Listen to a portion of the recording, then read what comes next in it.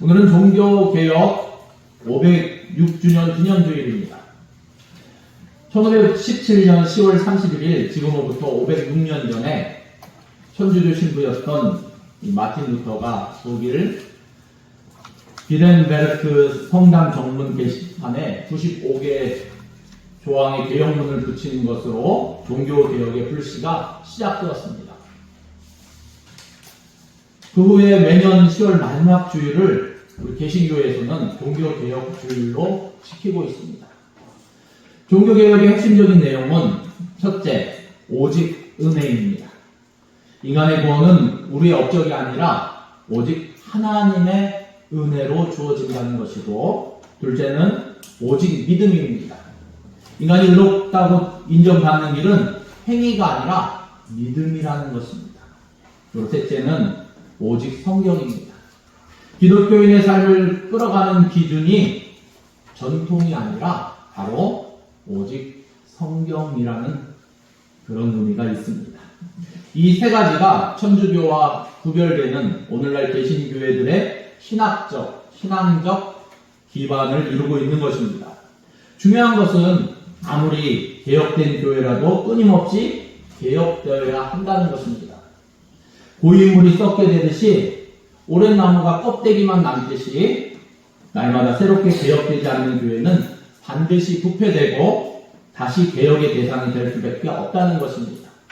그래서 우리가 종교 개혁 주의를, 기념주의를 지키는 이유가 그때 506년 전에 일어났던 그걸 지키는 게 아니고 우리 마음 가운데 다시금 개혁하고자 하는 마음.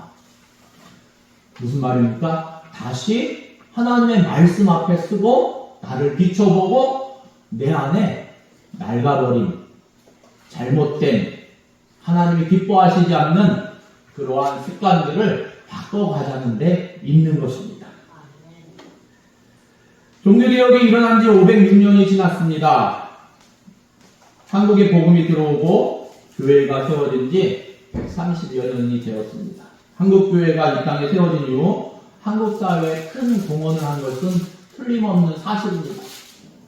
특히 전 세계가 놀랄만한 양적인 성장을 이루기도 하였고, 또 전 세계 가장 큰 교회들이 우리 대한민국에 위치하고 있는 것도 사실입니다. 어떻게 보면 이것은 하나님께 영광이고 감사한 일이 아닐 수 없습니다.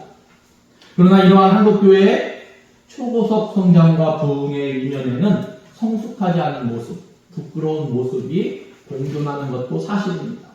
교회 안에 물질 만능주의 사상이 바탕이 된 세속적 성공주의의 가치관이 그대로 교회 안에 적용되기 때문입니다.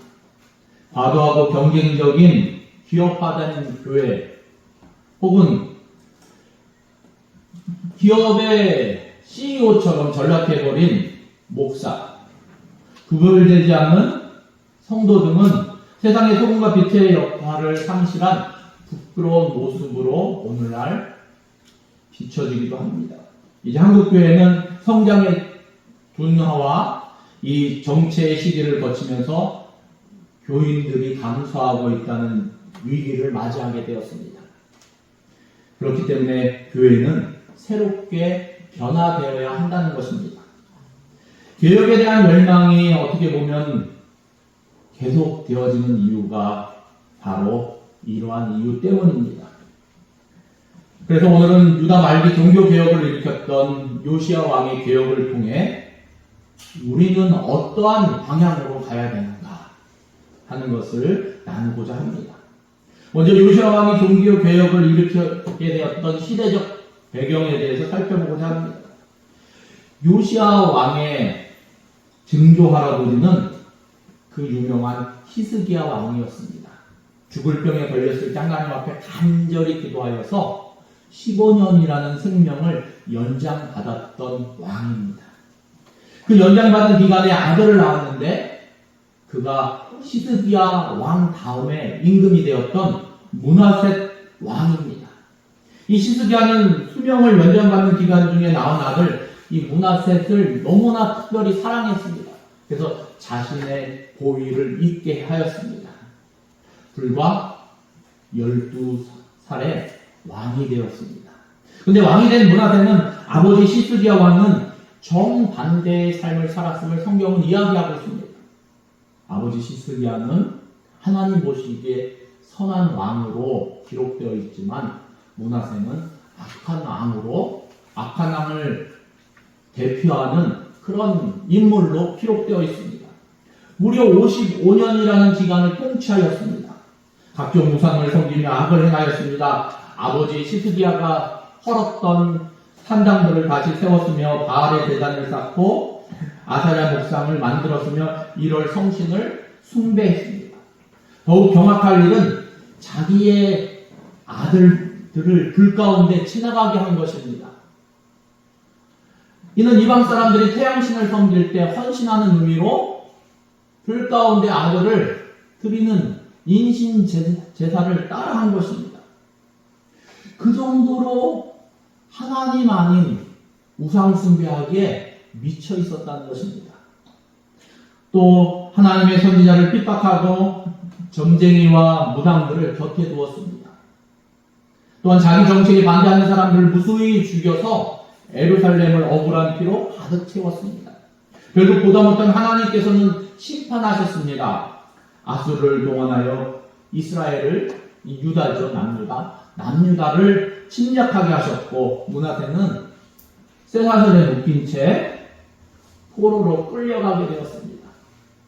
포로에서 환난을 당하다 비로소 므낫세는 정신을 차리고 하나님 앞에 기도합니다. 역대하 33장 13절 말씀해 보니까 기도하였으므로 하나님이 그의 기도를 받으시며 그의 간구를 들으시사 그가 예루살렘에 돌아와서 다시 왕위에 앉게 하시매 므낫세가 그제서야 여호와께서 하나님이신 줄 알았더라 말씀하고 계십니다. 므낫세는 환난을 당하고 나서야 회개하고 변했습니다. 그리고는 그토록 열심히 세우고 섬겼던 이방의 우상들과 제단들을 다 헐어버렸습니다. 그러나 너무 늦었습니다.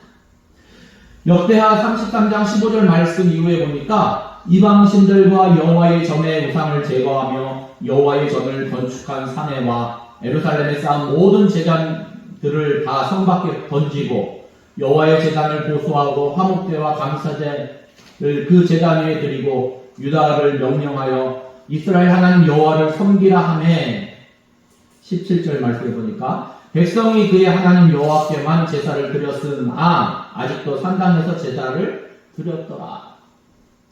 우상에 젖어 있던 이스라엘 백성들은 다 돌이키기에 시간이 부족했다는 것입니다. 우상 숭배를 하던 개인 산당까지 무너뜨리지 못했음을 성경은 분명히 기록하고 있습니다. 이후에 기원전 586년 유다가 멸망할 때 백성들은 바벨론의 포로로 끌려가서 70년 동안 지내게 되었는데 므낫세는 유다가 멸망하는 중요한 원인을 제공한 왕으로 역사에 기억되게 되었습니다. 그러니까 악한 왕의 대표적인 인물로 기억되게 되었다는 것입니다. 므낫세가 죽은 후 그의 아들 암몬이 왕이 오릅니다. 그런데 안타깝게도 이 암몬도 아버지 므낫세와 했던 것처럼 그대로 합니다. 므낫세가 마지막에 회개하고 헐어버린 산당과 우상을 다시 세웁니다. 그런데 이 암몬은 불과 2년 만에 왕궁에서 자신의 신하들에게 죽임을 당합니다. 그런데 그들의 반역은 실패하고 암몬의 아들인 오늘 우리가 말씀 속에 등장하는 이 요시야가 왕위에 오르게 되었는데 이 요시야의 나이가 불과 8살이었다는 것입니다. 8살짜리 왕이 어떻게 나라를 온전히 다스릴 수 있었겠습니까? 아마도 주변에서는 이 왕을 대신해서 나라를 다스리고자 했던 그러한 인물들이 많이 있었을 것입니다. 누가 옆에서 나이 어린 왕을 가르치고 인도하느냐가 참 중요합니다. 그런데 감사하게도 요시야의 주변에는 믿음이 있는 그러한 인물들이 있었던 것 같습니다. 역대하 34장 3절 말씀해 보니까 아직도 어렸을 때 곧 왕위에 있은 지 8년에 그의 조상 다윗의 하나님을 비로소 찾고 제12년에 유다와 예루살렘을 비로소 정결하게 하여 그 산당들과 아사랴 목생들과 아로새긴 우상들과 구워 만든 우상들을 제거하여 버리매 라고 말씀하고 있습니다. 두 가지가 눈에 띕니다. 하나는 무엇입니까? 왕이 된 8년째 다윗의 하나님을 비로소 찾았다는 것입니다. 누군가가 이 어린 왕에게 다윗 왕을 통해서 역사하신 하나님에 대해서 알려준 것입니다. 둘째는 왕에 오른 지 제12년, 그러니까 20살이죠. 20세 때 산당과 목상들과 우상들을 제하여 버리기 시작했다는 것입니다. 그러다가 6년 후 26세에 아주 중요한 명령을 내립니다. 대제사장 실기야에게 하나님의 성전을 보수할 것을 명령하였습니다. 그때 성전을 수리하는 과정 가운데 대제사장 실기야가 오랫동안 성전 안에 방치되어서 버려져 있던 한 권의 책을 발견하게 됩니다. 할아버지 므낫세와 그의 아버지 암몬이 통치할 때 하나님의 말씀인 율법책이 성전 한 구석에 버려진 상태로 누구도 열어보지 않은 그런 상태로 방치되어 있었다는 것입니다. 아마 우리 집에 가면은 우리 집이라고 했네. 각자의 집에 가면은 방치된 성경들이 많이 있을 것입니다. 네. 요즘은 성경책도 풍부합니다.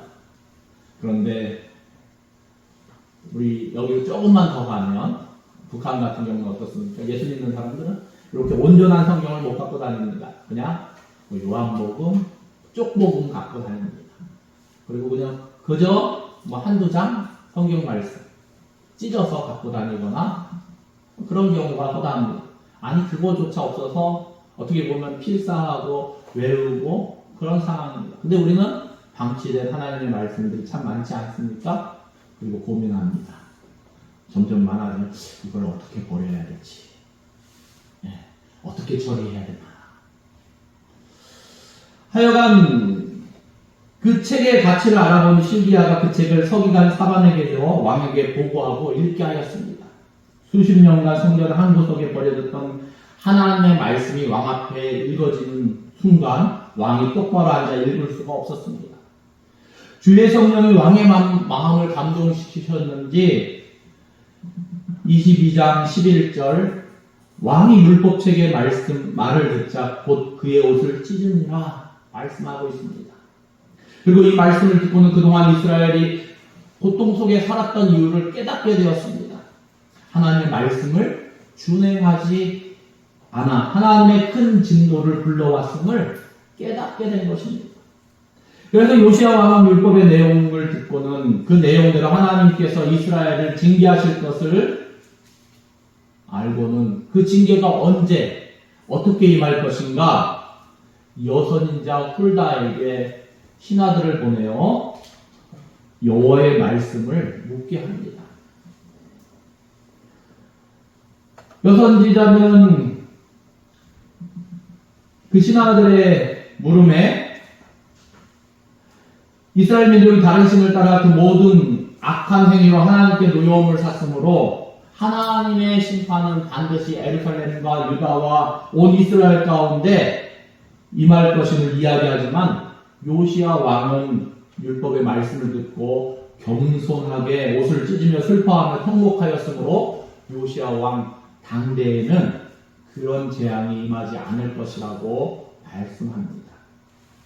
하나님의 말씀을 들은 요시야는 구체적으로 종교개혁을 시작합니다. 오늘 우리가 읽은 부분이 그 개혁의 구체적인 내용입니다. 먼저 유다와 예루살렘의 모든 장로들을 성전으로 모이게 하였습니다. 오늘 읽은 말씀 1절, 2절, 3절 말씀 여러분이 한번 읽도록 하겠습니다. 시작! 보내어 유다와 예루살렘의 모든 장로를 자기에게로 모으고 이에 왕이 여호와의 성전에 올라가매 유다 모든 사람과 예루살렘 주민과 제사장들과 선지자들과 모든 백성이 모소를 막론하고 다 왕과 함께 한지라. 왕이 여호와의 성전 안에서 발견한 언약책의 모든 말씀을 읽어 무리의 귀에 들리고 왕이 단위에 서서 여호와 앞에 언약을 세우되 마음을 다하고 뜻을 다하여 여호와께 순종하고 그의 계명과 법도와 율례를 지켜 이 책에 기록된 이 언약의 말씀을 이루게 하리라 하매 백성이 다 그 언약을 따르기로 하니라. 그때 유다 백성들과 예루살렘 주민들과 제사장과 서기관들과 노소를 막론하고 성전에 다 함께 모였습니다. 요시야 왕이 단에 올라가 율법의 말씀을 모든 사람들 귀에 들으라고 읽어줍니다. 그리고 오직 여호와와 여호와의 말씀에 순종하고 그 말씀을 온전히 따르기로 백성들과 언약을 세웠습니다.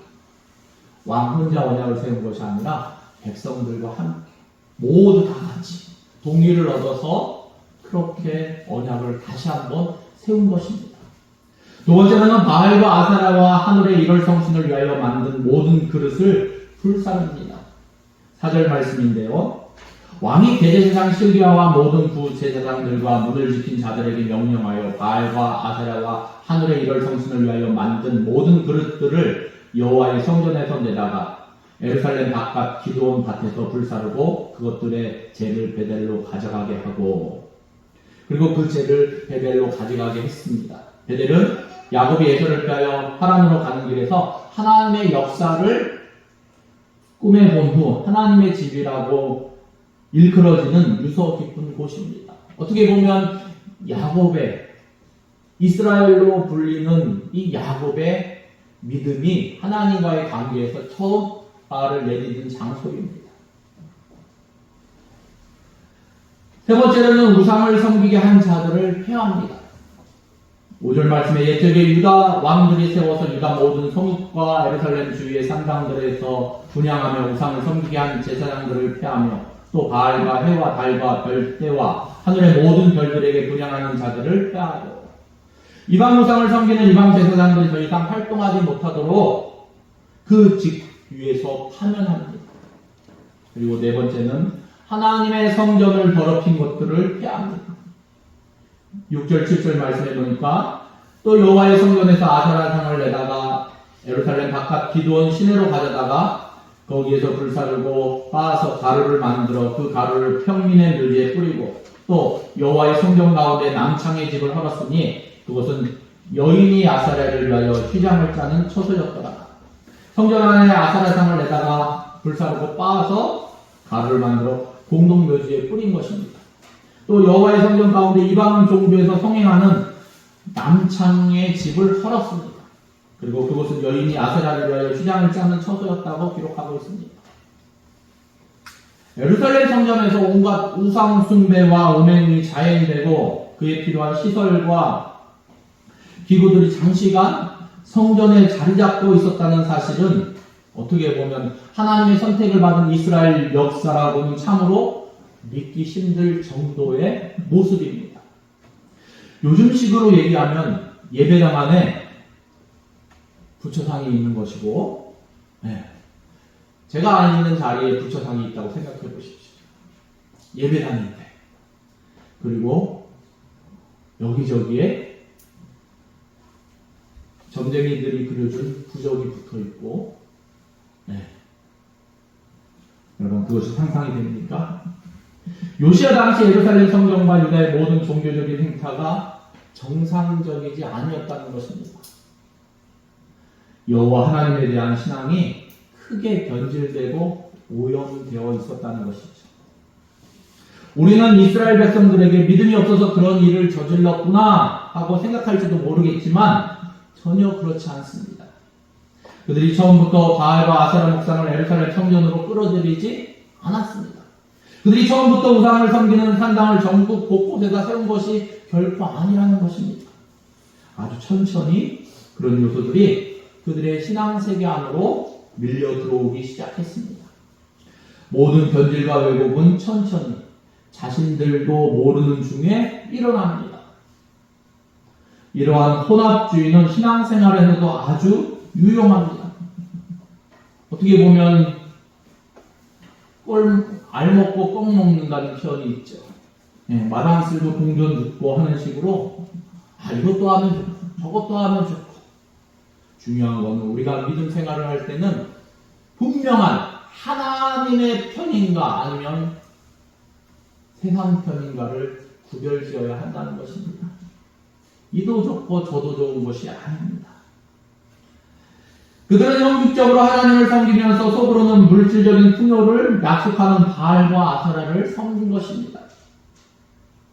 그러니까 이스라엘 백성들이 예배당 안에서 성전 안에서 바알과 아세라 신상을 섬긴 것이 무엇입니까?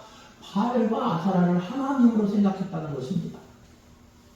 그러다 보니까 오늘날 성전 안에 아세라 목상이 자리하고 있는 것이 너무나 자연스럽게 된 것입니다. 지금 우리의 어떻게 보면 한국교회 가장 신앙을 얘기할 때 기복 신앙을 얘기하는데 하나님 앞에 기도하면 복 준다. 예수 믿으면 복 준다. 맞는 말이지만 또 틀리는 말입니다. 너무나 자연스럽게 이상하게 생각하지 않지 않습니까? 하나님 믿으면 복 받는다. 근데 요시야 시대 유대인들도 예루살렘 성전에 아세라 목상을 세우거나 다른 이상한 신상들을 세우는 것을 전혀 이상하게 생각하지 않았다는 사실입니다. 다섯 번째로 전국에 있는 산당을 다 헐어버렸습니다. 또 유다 각 성읍에서 모든 제사장들을 불러오고 또 제사장이 분향하던 산당을 게바에서부터 부엘세바까지 더럽게 하고 또 성문의 산당들을 헐어버렸으니 이 산당들은 그 성읍의 지도자 여호수아의 대문어기 곧 성문 왼쪽에 있었더라. 유다 각 성읍의 모든 제사장들을 불러다가 그들이 분향하던 산당을 모두 헐게 하였습니다. 무엇입니까? 제사장들조차 잘못된 신앙을 가지고 있었다는 사실이죠. 오늘날로 얘기하면 목사들조차 잘못된 신앙을 가지고 있었다는 것입니다. 한국 교회도 마찬가지입니다. 잘못된 신앙을 가지고 잘못된 복음을 전할 수 있습니다. 그러면 누가 깨어 있어야만 합니까? 말씀 가운데 성도들이 깨어 있어야죠. 예. 성도들이 깨어 있어야죠. 목사가 잘못 전하면 잘못 전했다고 잘못된 게 아니냐고 이야기를 할 수 있어야죠. 어떤 분들은 바꿔우기는 분들이 있어요. 잘못됐다고 얘기하면. 어떤 목사님은 받아들이는 분이 있어요. 네. 내가 잘못 전했다는 걸 근거를 성경에서 찾아서 오시오. 제가 찾아다 드렸어요. 목사님 이게 잘못됐습니다. 그랬더니 그 다음 주죠. 말씀을 전하시면서 전 부교육자였고 그분은 담임 목사님이에요. 말씀을 전하면서 내가 이 부분은 잘못 전했습니다. 말씀을 하시더라고요. 그런 분도 계시고 아니면 바꿔 우기는 분도 있어요. 끝까지 자기가 옳았다고. 그런데 성도들이 깨어있으면 그렇지 않겠죠. 목사가 말하는 말이 100% 맞는 말은 아닙니다. 중요한 건 하나님의 말씀이 말씀하시는 것이 더 중요합니다. 요시아는 우상 숭배로 찌들어 망해가는 이스라엘을 깨끗이 청소하고 하나님 마음을 시원하게 해드린 특별한 하나님의 사람이었습니다. 요시아는 다윗 왕가의 마지막 길목에서 우뚝 솟아나 율법과 공의를 이루고 이스라엘이 진정 하나님의 나라와 백성이 되도록 끝까지 심었던 인물이었습니다. 그래서 성경은 요시아 왕을 이렇게 평가하고 있습니다. 열왕기하 23장 25절에 보니까 요시아와 같이 마음을 다하며 성품을 다하며 심을 다하여 여호와를 향하여 모세의 모든 율법을 온전히 준행한 임금은 요시아 전에도 없었고 후에도 그와 같은 자가 없었더라. 그러나 참 안타까운 것은 이러한 훌륭한 지도자가 너무 일찍 죽었다는 사실입니다. 애굽왕 바로 누고 2세가 아수르와의 전쟁을 치룰 때 이 팔레스틴 하나님이 주신 가나안 땅 옆을 지나가게 됩니다. 야소한 유다 왕국은 아수르와 애굽 사이에 끼어 평화를 유지할 수가 없었습니다. 당시 유다는 아수르 왕의 영향을 크게 받았기 때문에 어쩔 수 없이 아수르 군대를 지원하게 되었고 이 애굽 왕 바론 느고를 공격하다 무기도에서 화살을 맞아 치명상을 입게 된 요시아 왕은 예루살렘으로 돌아오자마자 39세의 젊은 나이로 죽게 되었습니다. 어떻게 보면 여서진자 훌다의 예언대로 요시야 왕 당대에 하나님의 심판은 임하지 않았지만 결국에 바벨론에 의해서 유다는 멸망하게 되었습니다.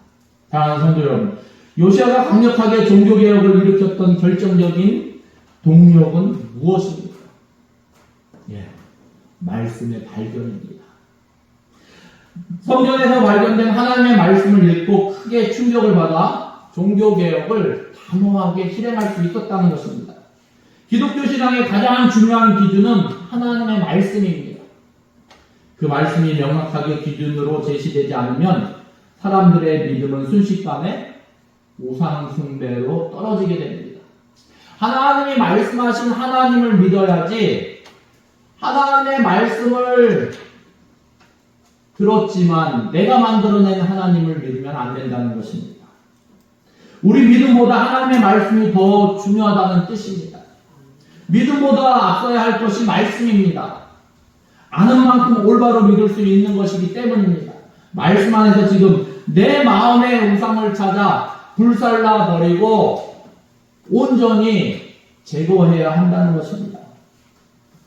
하나님을 믿는다고 말하기에 앞서 그 하나님이 누구인지 정확히 알아야 한다는 말씀입니다.